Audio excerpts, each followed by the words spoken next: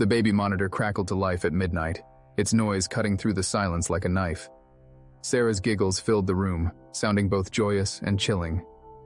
My heart pounded as I stumbled out of bed and dashed to her room, feet barely touching the cold wooden floors. The nursery door stood ajar, the nightlight casting eerie shadows that seemed to dance along the walls. I burst into the room, heart racing, only to find her crib empty and cold. The soft pink blanket lay crumpled at the foot, untouched. Panic surged through me as I scanned the room, hoping to find my daughter curled up somewhere in the shadows. But the shadows held no answers, only the echoes of her laughter that seemed to mock my growing fear. I turned, compelled by the sound of laughter that seemed to come from everywhere and nowhere all at once. It was Sarah's laugh, but twisted, as if played through a warped record. My breath caught in my throat as I felt a presence behind me, the giggles growing louder, closer. The shadows seemed to shift, taking on a form that was unsettlingly familiar. I spun around, eyes wide, and there, in the gloom, was a figure.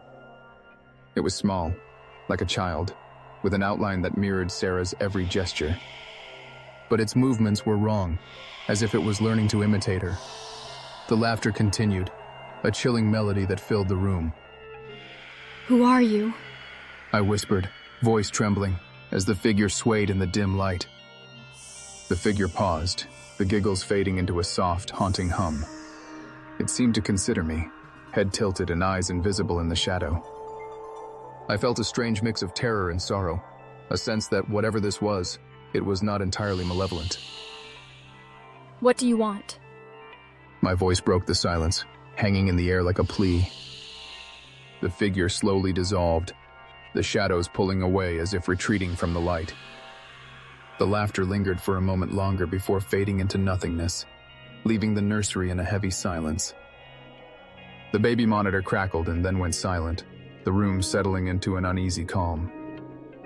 I stood there, heart still pounding, knowing that whatever had visited us was gone, but not forgotten.